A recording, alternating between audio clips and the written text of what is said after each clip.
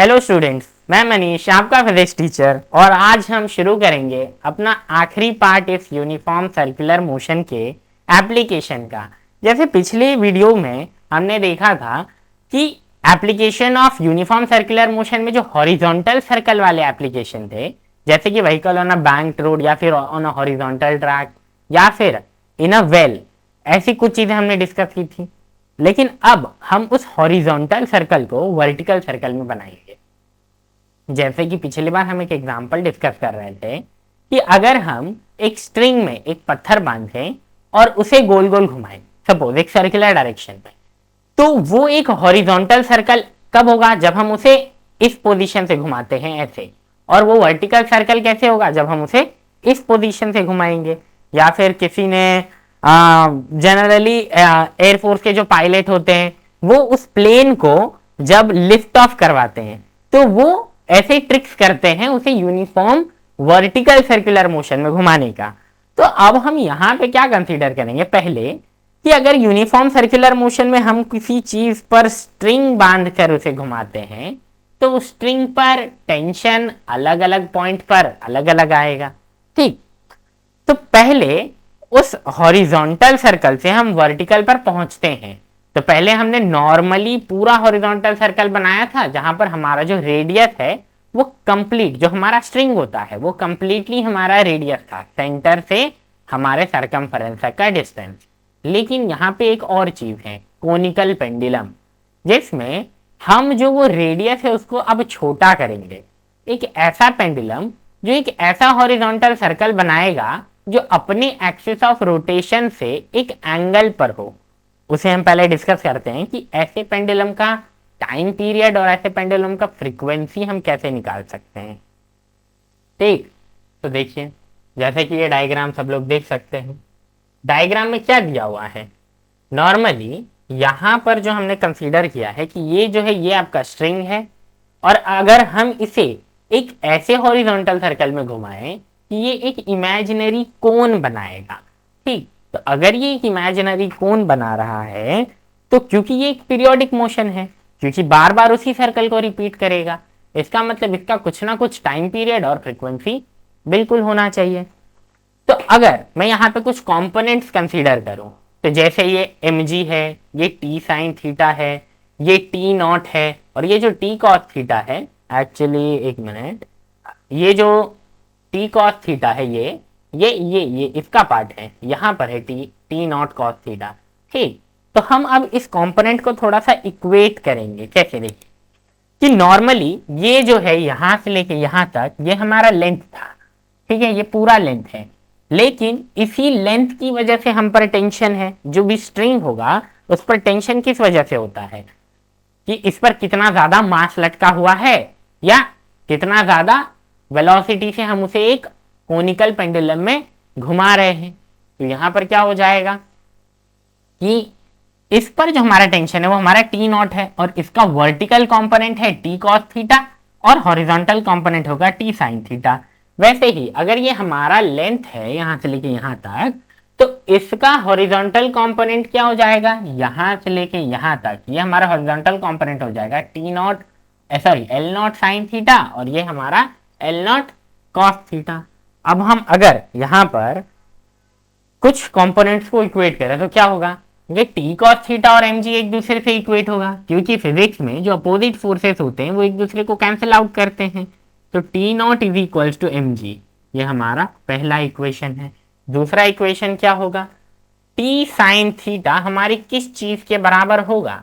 T sine theta हमारे centrifugal force के बराबर होगा। इसका मतलब T naught sine theta is equals to F C F. अब सेंट्रीफ्यूगल फोर्स क्या होता है, कौन बताएगा?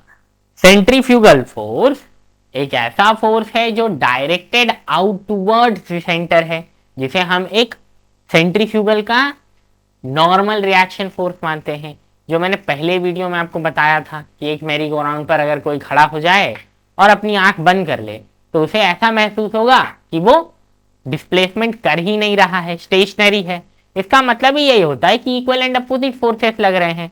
जिन्होंने भी प्रीवियस वीडियोस नहीं देखे हैं पहले वो देख लें, ये समझने में बहुत आसानी होगी, आपके लिए कुछ भी नहीं होगा फिर ये। ठीक, तो ये T cos theta is equals to M G और T sine theta is equals to F C F, centrifugal force. अब सेंट्रीफ्यूगल फोर्स के लिए एक फॉर्मूला होता है, सेंट्रीफ्यूगल फोर्स जो है वो हो जाएगा M V square by R. वैसे तो इसका साइन वैसे निगेटिव होता है, हमें सबको पता है ये चीज, ठीक, लेकिन यहां पर क्या होगा, यहां पर क्योंकि हम इसे बस कंसीडर कर रहे हैं तो वैसे भी माइनस तो रिप्रेजेंटेशन के लिए होता है, तो हम इसे इक्वेट करेंगे तो माइनस नहीं लेंगे। इसके बदले हम एक चीज कंसीडर कर सकते हैं, एम ओमेगा स्क्वायर आर, क्योंकि मैंने एक फॉर्मूला बताया था कि v is equals to R cross product of omega, ये फॉर्मूला होता है। इस हिसाब से v के बदले में आर ओमेगा कंसीडर कर सकता हूं, तो v के बदले आर स्क्वायर ओमेगा स्क्वायर हो जाएगा और आर कट जाएगा, इसी वजह से ओमेगा स्क्वायर आर बचा। ठीक, अब ये मैंने क्यों कंसीडर किया है, अब ये जो इक्वेशन है ये थोड़ा सा चेंज हो जाएगा, हम थोड़ा कलर चेंज कर लेते हैं इसका। ठीक, तो हम इसे ऐसे लिख सकते हैं, अब जो सेकंड इक्वेशन है वो है T naught sine theta is equals to M omega square are.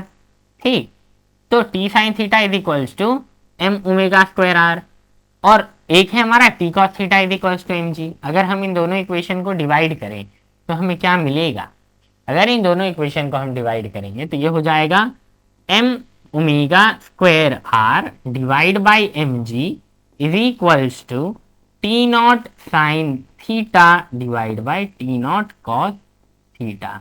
T naught चला जाएगा। वैसे sine theta by cos theta ढूंढ के हम टैन थीटा निकाल सकते हैं, लेकिन यहाँ पर हमें इस थीटा से कोई मतलब नहीं है। वैसे इस थीटा से अगर आपको मतलब है तो हम इसके लिए भी एक चीज निकाल देते हैं। कभी कभार ऐसे क्वेश्चन आते हैं कि कोनिकल पेंडुलम कितने डिग्री का एंगल बना रहा है, ये हमें पूछा जाता है, उसके लिए ये थीटा इंपॉर्टेंट है। तो ये एम एम कट जाएगा और यहाँ पे बचेगा omega square R divide by G, और इसके लिए क्या हो जाएगा, टैन थीटा हो जाएगा ये। तो थीटा के लिए वैल्यू हो जाएगा कि tan inverse of omega square R divide by G. ये हमारा एक थीटा के लिए वैल्यू हो सकता है कोनिकल पेंडुलम का। ठीक, अगर थीटा के अलावा हम कोई और वैल्यू कंसीडर करें, ये लिख लें पहले आप सब लोग। ठीक, थीटा के बदले अगर कोई और वैल्यू कंसीडर करें तो क्या होगा, देखिए ये हम यहाँ पे अगर थीटा कंसीडर ना करें कि हमको अभी थीटा नहीं चाहिए, तो ये क्या होगा, omega square R divide by G is equals to sine theta divide by cos theta. अब ये क्रॉस मल्टीप्लाई होगा, अगर मुझे ओमेगा के लिए वैल्यू चाहिए तो ओमेगा क्या हो जाएगा, आर यहाँ पर और जी यहाँ पर मल्टीप्लाई हो जाएगा, मतलब omega square is equals to G sine theta divide by R cos theta. ठीक, और आर के लिए वैल्यू क्या है, आर का मतलब क्या है, यहां से लेके यहां तक का डिस्टेंस, और यहां से लेके यहां तक का लेंथ क्या है, यहां से लेके यहां तक का लेंथ है एल साइन थीटा, क्योंकि ये और ये पैरेलल है एक दूसरे से। तो since R is L sine theta, तो यहाँ पे ओमेगा का क्या वैल्यू होगा, ओमेगा स्क्वायर का G sine theta divide by L sine theta into cos theta. अब ये साइन और साइन चला जाएगा और बचा G divide by L cos theta. अब ये जो स्क्वायर है वो उस तरफ जाकर रूट हो जाएगा और ओमेगा के लिए वैल्यू हो जाएगी root of G divide by L cos theta. अगर मैं टाइम पीरियड निकालना चाहता हूं यहां से, तो टाइम पीरियड क्या होता है, 2 पाई बाई ओमेगा, और ये हो जाएगा 2 pi divide by root of G by L cos theta, या फिर t is equals to 2 pi root of L cos theta divide by G. ठीक, तो ये टाइम पीरियड के लिए फॉर्मूला हो जाएगा, ये ओमेगा के लिए फॉर्मूला हो जाएगा, ओमेगा के लिए फॉर्मूला हो जाएगा, और वो थीटा के लिए था। अब यहाँ से हम टाइम पीरियड मिल गया हमें, तो हम फ्रीक्वेंसी इजीली निकाल सकते हैं, 1 डिवाइड बाई टाइम पीरियड हो जाएगा वो। तो अगर हम फ्रीक्वेंसी निकालें कि n is equals to 1 divide by T करके, तो हो जाएगा 1 divide by 2 pi root of L cos theta divide by G. तो ये हो जाएगा n is equals to 1 by 2 pi और root of G divide by L cos theta. तो ये हमारा फ्रीक्वेंसी के लिए वैल्यू है। ठीक, ये बहुत ही आसान है। तो यहाँ पे हमने क्या चीजें निकाली कि अगर हम एक वर्टिकल कह रहा हूं मैं, हॉरिजॉन्टल सर्कल में एक ऐसा स्ट्रिंग बांधकर एक पत्थर को ऐसे घुमाएंगे कि वो एक इमेजिनरी कोन बनाए अपने ट्राजेक्ट्री में, तो उस कोन का एंगल कितना हो सकता है, क्योंकि वो पीरियोडिक मोशन है तो उसका फ्रीक्वेंसी कितना हो सकता है, और उसका टाइम पीरियड कितना हो सकता है, और उसका एंगुलर वेलोसिटी कितना हो सकता है। ये चारों रिलेशन हम इस फॉर्मूला से डेराइव कर सकते हैं। ठीक है, तो पहले लिख लें, कोई भी डाउट हो इससे रिलेटेड तो कमेंट में जरूर लिखें। यहां पर अब हम नेक्स्ट क्वेश्चन चीज देखते हैं। नेक्स्ट टॉपिक जो है हमारा, कि जैसे मैं कह रहा था कि अब हम इस हॉरिजॉन्टल सर्कल को छोड़कर वर्टिकल सर्कल में चले जाएंगे, कि अगर हम इसे वर्टिकल सर्कल में घुमाते हैं तो अब इस टेंशन पर कोई फर्क पड़ेगा या नहीं पड़ेगा। टेंशन पर तो बिल्कुल फर्क पड़ना ही चाहिए। टेंशन हमेशा किस तरफ हो जाएगा, देखिए यहां पर अब नॉर्मली ये जो आप वर्टिकल सर्कुलर मोशन देखते हैं, इसके नॉर्मली दो तीन टाइप होते हैं। दो तीन टाइप का मतलब क्या होता है कि एक नॉर्मली दो टाइप्स होते हैं। पहला टाइप ये हो जाएगा वर्टिकल सर्कुलर मोशन के लिए कि अगर वो एक कंट्रोल्ड वर्टिकल सर्कुलर मोशन है, जैसे जाइंट व्हील गेम्स वगैरह में होता है, ठीक है, तो वहां पे वो टोटली ग्रेविटी से कंट्रोल्ड नहीं होगा, क्योंकि वेलोसिटी भी बहुत इंपॉर्टेंट है। और एक दूसरा चीज हो जाएगा कि अगर वो ग्रेविटी से कंट्रोल है तो motion control only by the gravity. तो क्योंकि अगर ओनली बाय द ग्रेविटी है तो इसमें वेरिएशन हो सकता है एट डिफरेंट पॉइंट, क्योंकि जब हम कंट्रोल करेंगे तो उसमें वेरिएशन हम मेंटेन कर सकते हैं एट डिफरेंट पॉइंट। तो पहला वाला जो केस है वो इतना इंपॉर्टेंट नहीं है। इसी वजह से हम सिर्फ इस चीज का काइनेमेटिक्स देखेंगे कि अगर कोई स्ट्रिंग में हम पत्थर बांध के उसे वर्टिकल सर्कुलर मोशन में घुमाएं तो उस स्ट्रिंग पर जो टेंशन पड़ेगा, अब वो टेंशन कितना होगा अलग अलग पॉइंट पर, उसकी मिनिमम वेलोसिटी कितनी होनी चाहिए उस पार्टिकल की जो वर्टिकल सर्कुलर मोशन परफॉर्म कर रहा है, ये सारी चीजें हमें देखने को मिलेंगी। ठीक, तो देखिए ये चीजें क्या है कि अब हम कंसीडर करेंगे ये एक वर्टिकल सर्कुलर मोशन हो रहा है with the influence of gravity at different point. ठीक, तो ये पॉइंट ए है, ये बी है, ये सी है और ये डी है। यहां पर एक्सेलरेशन और रिटार्डेशन दोनों चीज हम देखने को मिलेगा हमें। अगर हम यहां से यहां ले जाते हैं, ठीक, और या यहां से यहां ले जाते हैं तो उस हिसाब से ये एक्सेलरेशन और रिटार्डेशन बदल जाएगा। फिलहाल ये ऐसे लिखा है कि ये एंटी क्लॉकवाइज घूम रहा है, वो तो हम बाद में समझेंगे। पहले सबसे इंपॉर्टेंट चीज यहाँ पे ये है कि यहाँ पे एट एवरी पॉइंट आप देख सकते हैं कि जो टेंशन है और mg है, वो जो भी चीजें होंगी उस पर बांधी हुई, जो भी मास बांधा हुआ होगा, वो या तो सेम डायरेक्शन में है या तो अपोजिट डायरेक्शन में है, या तो एक एंगल मेंटेन सॉरी या तो एक एंगल मेंटेन कर रहा है। ठीक, तो एक एंगल मेंटेन करेगा। तो हम इसमें अपर मोस्ट पोजीशन के लिए पहले देख लेते हैं। अगर अपर मोस्ट पोजीशन है, अगर अपर मोस्ट पोजीशन होगा, इसका मतलब कि टी ए और एम जी एक ही डायरेक्शन में है, इसका मतलब T A minus M G is equals to 0 होना चाहिए। तो ये हो जाएगा T A minus M G is equals to 0। इसका मतलब T A is equals to M G हो जाएगा, पहली वाली चीज। दूसरी चीज क्या हो जाएगी कि अगर हम यहां पर वेलोसिटी कंसीडर करें तो ये किसके बराबर होगा। अगर मैं यहाँ पे वेलोसिटी कंसीडर करूंगा, सर ये देखिए कि अगर यहाँ पे हम वेलोसिटी कंसीडर करें तो ये क्या है, टी ए है, और क्योंकि ये सेम डायरेक्शन में, जब अपोजिट डायरेक्शन में होता है तो वो इक्वेट होता है, ठीक, और जब सेम डायरेक्शन में होगा तो प्लस हो जाएगा। तो T A plus M G is equals to centripetal force, क्योंकि वो अंदर की तरफ डायरेक्टेड है, टुवर्ड्स द सेंटर, तो ये हो जाएगा T A plus M G is equals to M V square by R. इस हिसाब से अगर हम एट अपर मोस्ट पोजीशन देखें तो जब कोई भी पार्टिकल यहां पर पहुंचेगा तो जो ये स्ट्रिंग होगी, यही अपर मोस्ट पोजीशन ऐसा पॉइंट होगा जहां पे स्ट्रिंग हमारा मिनिमम हो सकता है। सबसे मिनिमम स्ट्रिंग सबसे मिनिमम जो टेंशन है स्ट्रिंग पर वो इसी पॉइंट पर पॉसिबल है।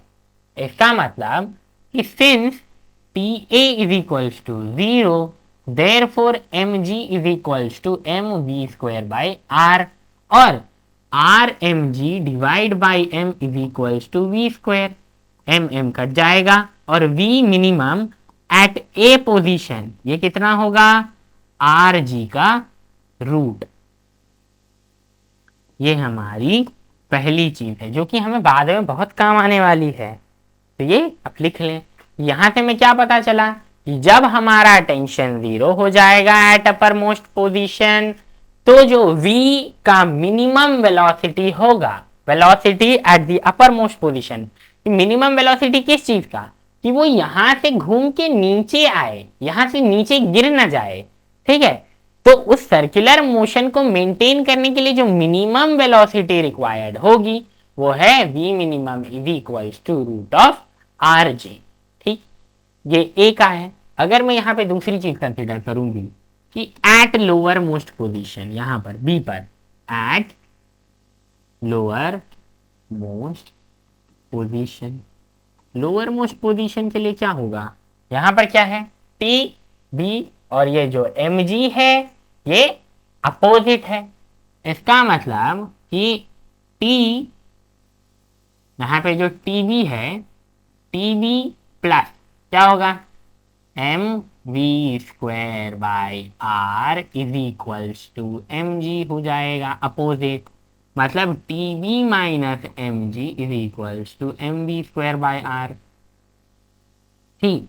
ये कुछ ऐसी चीज है। अब यहां पर क्या होने वाला है, एक चीज होती है, एक चीज ये होती है कि अगर ये कोई चीज है, अब देखिए यहां पे दूसरी चीज क्या हो जाएगी कि अगर मैं इसे इस डायरेक्शन में गोल गोल घुमा रहा हूं, तो जब वो इस पॉइंट पर पहुंचेगा और यहां से आगे आएगा, तो जैसे वैसे तो ये हाँ ऐसे ही घूम रहा है, तो यहां से लेके यहां तक जाने के लिए उसकी स्पीड कम हो जाएगी, क्योंकि उसे निगेटिव ग्रेविटी देखने के लिए मिलेगा, और जब वो यहां से वापस यहां आएगा तो उसे पॉजिटिव ग्रेविटी देखने को मिलेगा।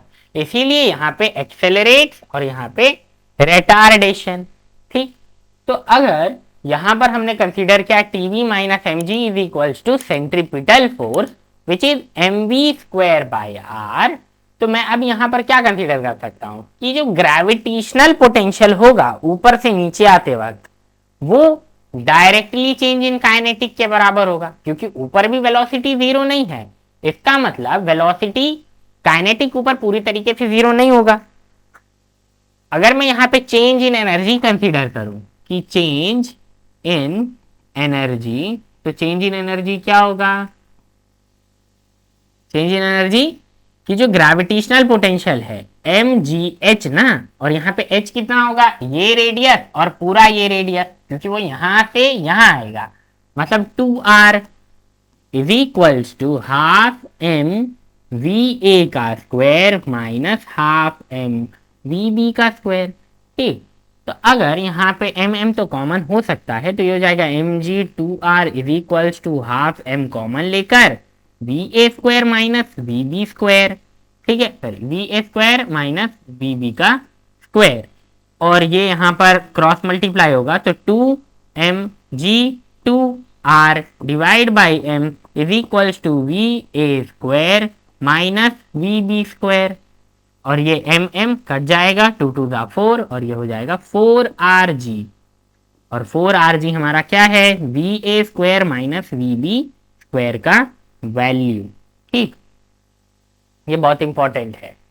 अब क्योंकि हमें पता है वी ए स्क्वायर कितना है, रूट ऑफ आर जी है, तो V A root of R G है, V A square R G होगा।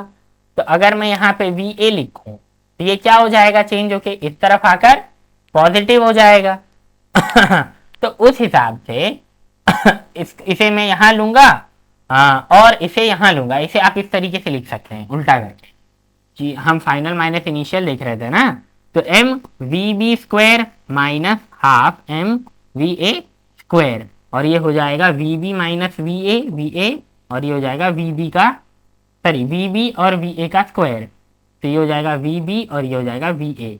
ठीक, वैसे ही यहाँ पर भी हो जाएगा ये V B minus V A का स्क्वायर। ठीक, और ये जो है ये चेंज होके हो जाएगा V B square minus V A square.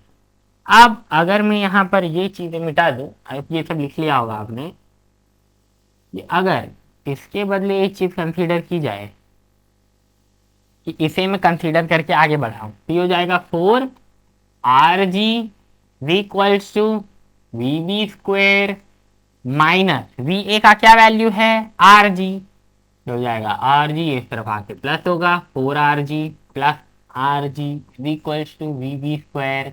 Therefore V minimum at point B होगा 5 आर जी का रूट। ठीक है, तो ये है हमारा velocity, minimum velocity at the lower most position. ठीक, अब हम यहां से टेंशन भी निकाल सकते हैं। हमारे पास दो वैल्यूज है, क्या, एक हमारे पास है TV minus M G is equal to M V square R, और इसके पहले अपर मोस्ट पोजिशन के लिए क्या आया था T A plus M G is equal to M V R. अगर मैं इन दोनों को सब्ट्रैक्ट करूंगा तो हमारा क्या हो जाएगा T B minus T A, तो हमारा हो जाएगा कि सब्ट्रैक्टिंग, अब ये लिख लीजिए। इसके बाद अगर हम यहाँ पे दो चीज कंसीडर करेंगे कि एक तो ये नीचे वाला इक्वेशन और जो हमने एट पॉइंट ए के लिए ढूंढा था, वो एट पॉइंट ए के लिए हमने क्या ढूंढा था इक्वेशन, वो था T A plus M G is equals to M G square are.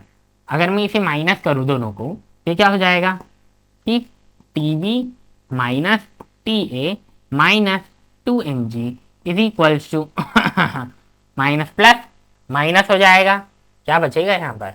इसके बदले हमें क्या ढूंढना था हमने अभी देखा है कि T B minus M G is equals to M V square by R और T A plus M G is equals to M V square by R. इसके बदले अगर हम इन दोनों को माइनस करें तो यहाँ पे वी स्क्वायर बाई आर के लिए वैल्यू क्या हो जाएगा, उसके हिसाब से हम यहाँ पे ढूंढेंगे कि ये जो है हमारा यहाँ पर 4 एम आर जी के बराबर आया था वी ए और वी बी, तो ये हो जाएगा 4 एम जी के बराबर, और ये हो जाएगा T B minus T A is equals to 4 M G plus 2 M G, जो कि हो जाएगा 6 एम जी। और वैसे ही T B is equals to 6 M G plus T A हो जाएगा, और यही इक्वेशन आपको यहाँ पर देखने के लिए मिल रहा है लिखा हुआ कि टी बी जो है वो 6 एम जी प्लस ए के बराबर है। ठीक, ये एट लोअर मोस्ट पॉइंट की बात हुई, और एट अपर मोस्ट पॉइंट की अगर हम कंसीडर करें कि ये ना ही लोअर मोस्ट पोजीशन पर है और ना ही अपर मोस्ट पोजीशन पर है, कहीं बीच में है, मतलब एट पॉइंट सी पर या फिर एट पॉइंट, ठीक है, एट पॉइंट सी पर या फिर एट पॉइंट डी पर। तो अगर सी और डी पर वो होगा तो हम कैसे कंसीडर करेंगे इसे, देखिए T C minus T A is equals to T D minus T A is equals to 3 mg के बराबर होगा हमेशा, और ये 3 mg के बराबर है, इसका मतलब कि V minimum at point C is equals to V minimum at point D is equals to root of 3rg। ठीक, इसका मतलब सबसे कम वेलोसिटी इस पॉइंट पर है, इस पॉइंट पर वेलोसिटी थोड़ा बढ़ेगा और यहां पर वेलोसिटी सबसे ज्यादा होगा। इसका मतलब V A minimum is smaller than VB minimum is smaller than VC minimum is smaller than VB minimum। ठीक, तो मतलब upper most point will be always smaller than lower most point, क्योंकि यहाँ पे हमें पॉजिटिव ग्रेविटी मिलेगी और वो उससे एक्सेलरेट होना शुरू हो जाएगा जब वो ऊपर से नीचे गिरेगा तो, लेकिन जब वो नीचे से ऊपर जाएगा तो वो डिसेलरेट होगा क्योंकि हमें निगेटिव ग्रेविटी मिलेगी। ठीक है, तो ये हो गया पॉइंट सी डी के लिए। अगर ये कोई भी आर्बिट्ररी पॉइंट पर हो कहीं भी तो क्या होना चाहिए, ठीक है, जब ये किसी भी आर्बिट्ररी पॉइंट पर होगा तो इसका एम जी और टी ना ही इससे पैरेलल होगा और ना ही परपेंडिकुलर होगा। ठीक है, तो यहाँ पे बस हम एक चीज कंसीडर कर सकते हैं कि एक्सेलरेट होगा जब वो ऊपर से नीचे गिरेगा और डिसेलरेट होगा जब वो नीचे से ऊपर की तरफ जाएगा। आर्बिट्ररी पोजीशन के लिए सेम है, लेकिन इस केस को हम थोड़ा सा बदल भी सकते हैं। और वो बदलेंगे कैसे? इस केस को हम ऐसे बदल सकते हैं कि अगर हम इस स्ट्रिंग के बदले यहाँ पे रॉड लें, जहां पे हर एक पॉइंट पर टेंशन की जरूरत नहीं है, क्योंकि हमें यहाँ पर इस टेंशन को मेंटेन करने के लिए वेलोसिटी मेंटेन करना पड़ रहा है ना।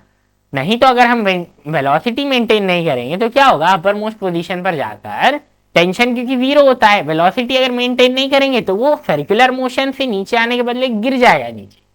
ठीक, तो वो डायरेक्टली ड्रॉप ना हो, इसीलिए हम एक वेलोसिटी मेंटेन करते हैं। लेकिन अगर हम उसको एक रॉड से चेंज करेंगे तो वो सीधा चेंज हो जाएगा कि लोअर मोस्ट और अपर मोस्ट का जो टेंशन है उसके बीच में हमेशा 6 mg का ही डिफरेंस होगा। ठीक, जैसे हमने यहाँ पे देखा टीवी माइनस टी ए के बीच में 6 mg का डिफरेंस है, तो वो स्ट्रिंग हो या फिर रॉड हो, अपर मोस्ट और लोअर मोस्ट पोजीशन के लिए हमेशा ही 6 mg का ही डिफरेंस देखने के लिए हमें मिलेगा। और हॉरिजॉन्टल पोजीशन और लोअर मोस्ट पोजीशन, मतलब हॉरिजॉन्टल में सबसे अपर मोस्ट पोजीशन के लिए वो हो जाएगा 2rg और लोअर मोस्ट पोजीशन के लिए वो हो जाएगा रूट ऑफ 4rg।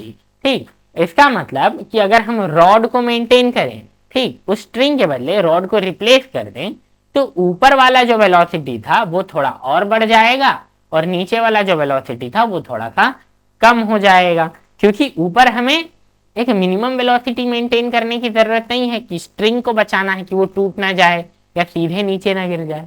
तो सेम मैथमेटिक्स यूज करके हम रॉड के लिए भी एक टर्म निकाल सकते हैं। ठीक, और ये रॉड के लिए टर्म इंपॉर्टेंट इसीलिए है क्योंकि ये कुछ एग्जामिनेशन में पूछा जाता है किसी न्यूमेरिकल वैल्यू की तरह, या फिर एक ऐसा सिनेरियो दे दिया जाएगा जब एक कंपाउंड पेंडुलम गोल गोल घूम रहा है, तो वहां पे सेम चीज यूज करनी पड़ेगी क्योंकि कंपाउंड पेंडुलम में रॉड ही होता है, रिजिड रॉड। ठीक, और अगर हम एक सिंपल पेंडुलम को गोल गोल घुमाएंगे तो वो इस vertical circular motion with the influence of gravity के साथ काम करेगा। ठीक, आई होप सबको समझ में आ गया हो।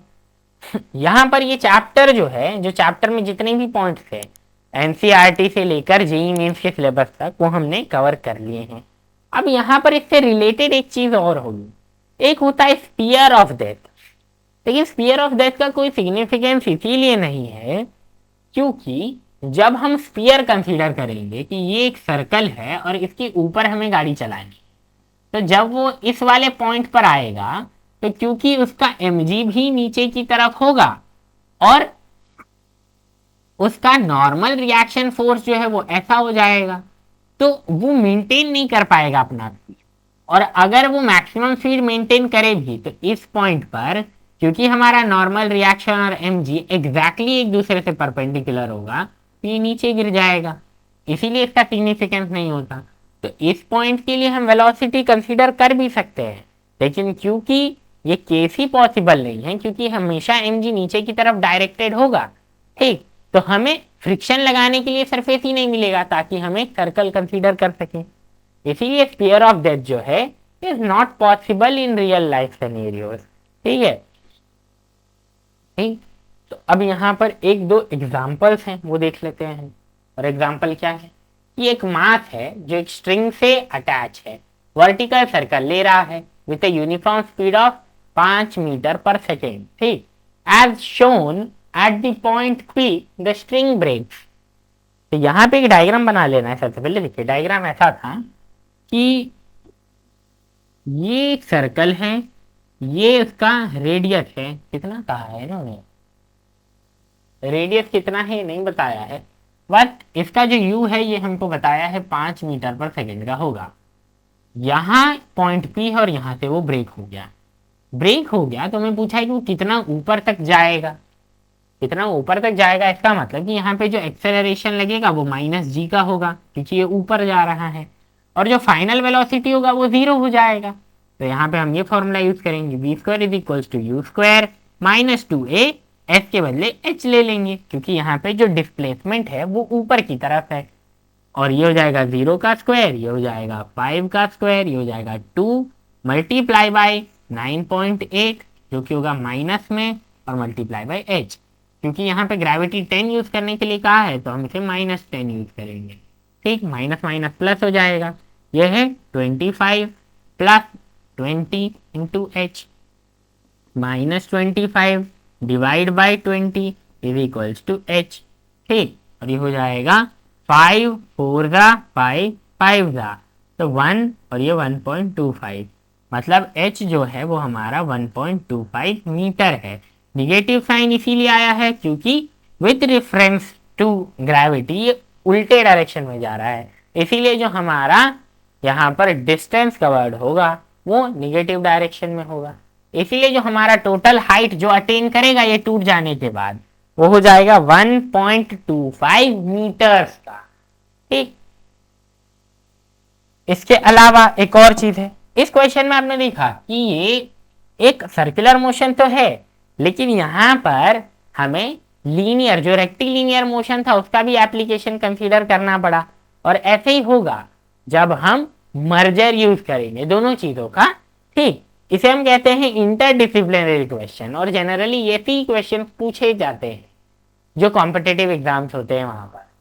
क्योंकि हमारा जो थ्योरी वाला पार्ट है वो अब खत्म होने वाला है, तो हम अगले पार्ट में जो न्यूमेरिकल वाला पार्ट है वो डिस्कस करेंगे, जहां पे रिसेंटली कॉम्पिटिटिव एग्जामिनेशन में जो 2D काइनेमेटिक्स के क्वेश्चन होंगे वो रिलेटिव हो या फिर किसी भी नॉर्मल क्वेश्चन जैसे कि टेंशन और दूसरी चीज, वो हम कंसीडर करेंगे। यहाँ पे एक और क्वेश्चन है कि एक ऑब्जेक्ट है जो कि गोल गोल घूम रहा है। पहले डायग्राम बना लेते हैं। यहाँ पे एक पॉइंट है और यहाँ पे एक पॉइंट है। यहाँ पे टेंशन नीचे की तरफ, टेंशन यहाँ पे नीचे की कहाँ पर होगा, टेंशन यहाँ पर ऊपर की तरफ होगा, टी लोअर मोस्ट, और ये हो जाएगा mg, और ये हो जाएगा हमारा टी अपर मोस्ट, और ये mg नीचे की तरफ ही होगा हमारा। ठीक है, तो अब यहाँ पे पूछा गया है कि जो टी मैक्सिमम और टी मिनिमम है, तो क्योंकि हमें पता है टी मैक्सिमम कहाँ पर होगा, T maximum lower most position पर होगा और T minimum upper most position पर होगा। इसका मतलब ये जो अपर वाला है यहाँ पर हम लिख लेते हैं कि ये है हमारा टी मिनिमम और ये है हमारा टी मैक्सिमम। वो हमें 2 दिया है तो v²/rg कितना होगा ये पूछने का है। अगर ये T minimum plus mg mv²/r है और ये T maximum minus mg mv²/r है। यहाँ पर हमें एक चीज बोला है, क्या ये mv²/r क्यों होगा? अभी हमने देखा वर्टिकल सर्कल में क्योंकि ये अंदर की तरफ डायरेक्टेड है ना टूवर्ड फोर्स जो है, तो वो सेंट्रीपिटल फोर्स होगा, इसीलिए mv²/r। अब हमें ये बताया है इन्होंने कि जो टी मैक्स है वो 2 इंटू टी मिनिमम के बराबर होगा, तो मैं टी मैक्स के बदले यही यूज करूंगा। ये 2 T minimum is equals 2 T minimum minus mg is equals to mv²/r। अब इन दोनों इक्वेशन को हम ऐड कर लेते हैं। अगर हम ऐड करेंगे तो mg कट हो जाएगा और ये हो जाएगा 3t minimum. 3t minimum is equals to, add करेंगे तो ये हो जाएगा 2 इंटू mv²/r। ठीक, और हमें यहाँ पर क्या बोला है अब कि टी मिनिमम है, तो इस हिसाब से अगर मैं यहाँ पर वैल्यू कंसीडर करूँ v²/r के लिए हमें वैल्यू चाहिए, तो ये हो जाएगा कि टी मिनिमम के लिए हमें इससे वैल्यू मिल जाएगा, हमें v²/rg चाहिए तो 3t मिनिमम डिवाइड बाय 2 हो जाएगा। ठीक, और ये जो m है वो यहाँ पर आ जाएगा और t मिनिमम क्या होगा, t मिनिमम जो है वो mv²/r माइनस mg के बराबर है, हम वो कंसिडर कर लेंगे। ठीक, इज इक्वल्स टू v²/r हो जाएगा। ठीक, अगर मैं यहाँ पर g कंसिडर करूँ mg देख लेते हैं, तो ये 3 है, हो जाएगा mv²/r minus mg divide by 2 mg is equals to v²/r। ठीक है, अब यहाँ पर अगर मैं m को कॉमन ले लूँ तो m कट जाएगा, और ये हो जाएगा 3v² minus G divide by G. ठीक, और ये हो जाएगा 3v², अगर कॉमन लेते हैं हम इसे तो ये हो जाएगा RG, और ये हो जाएगा -1, और ये नीचे से g कट जाएगा। इसका मतलब ये हो जाएगा 3v² divide by RG is equals to v²/r। मतलब v²/rg के लिए जो वैल्यू है हमारा वो हो जाएगा v²/r 3। ठीक, तो ये हमारा वैल्यू है v² डिवाइड बाई RG के लिए, जो कि है v² डिवाइड बाई r और 3 कि v और r सेम है, तो यहाँ पे g का वैल्यू इस हिसाब से 3 हो जाएगा। इसका मतलब हम यहाँ पर ये कंसीडर करते हैं कि जो v²/rg है वो लगभग 3 के बराबर है। ठीक है, यहाँ पर हम इसे एक और तरीके से कर सकते हैं, जहाँ पर हम इन दोनों को माइनस करेंगे, माइनस तो हमने माइनस करेंगे और माइनस करके ये दोनों ऐड हो जाएगा, और T minimum minus T minimum ये दोनों कट जाएगा। अगर ये दोनों कट जाएगा और ये 2 हो गया, तो इसका मतलब ये 2mg, अगर मैं यहाँ पर डिवाइड करूँ तो mg कट जाएगा, और यहाँ पर उस हिसाब से भी वैल्यूज आ सकती हैं, तो वो भी करके देख लेते हैं। अब ये लिख लीजिए। इसके बाद अगर मैं देखूँ कि t अपर मोस्ट पोजीशन के लिए क्या होगा, अपर मोस्ट पोजीशन के लिए हो जाएगा minimum, T minimum plus mg is equals to mv²/r, और T maximum minus mg is equals to mv² divide by r। इसके अलावा t maximum is equals to 2 into T minimum. अगर मैं इन दोनों को प्लस ना करके सब्ट्रैक्ट करूँ, सब्ट्रैक्ट करने से क्या होगा, ये सब्ट्रैक्ट करने से ये जो T minimum plus mg is equals to mv² divide by r है, ठीक है, और ये क्या हो जाएगा कि वैसे यहाँ पे वेलोसिटी एट a और वेलोसिटी एट b, ये a है ये b है, इस हिसाब से m सेम है, तो हो जाएगा 2t minimum minus mg is equals to mv² divide by r। ठीक, अगर माइनस करेंगे क्या बचेगा, टी मिनिमम बच जाएगा सिर्फ, और हमें v²/rg को ढूंढना पड़ेगा, तो उसी हिसाब से v²/rg 3 आएगा। दूसरे तरीके से ये आपका होमवर्क है। ठीक, अगर इस क्वेश्चन को करने में कोई भी दिक्कत हो तो कमेंट में ज़रूर लिखें। वैसे वो क्वेश्चन जो है v² divide by RG is equals to 3 ही है, और उसे निकालने के अलग अलग तरीके हो सकते हैं, ठीक, जो कि उसी दो कंपोनेंट को यूज करके हम निकालेंगे। तो आप एक बार ट्राई करें एक डिफरेंट मेथड से, ठीक, वैसे भी आंसर आ जाएगा। ठीक, तो यहाँ पर हमारा ये जो चैप्टर है उसका जो बेसिक्स है वो खत्म हो गया है। हम अगले वीडियो में जेई और कुछ दूसरे कॉम्पिटिटिव एग्जामिनेशन के क्वेश्चन को डिस्कस करेंगे। तो ऐसे ही वीडियो देखते रहें। Thank you.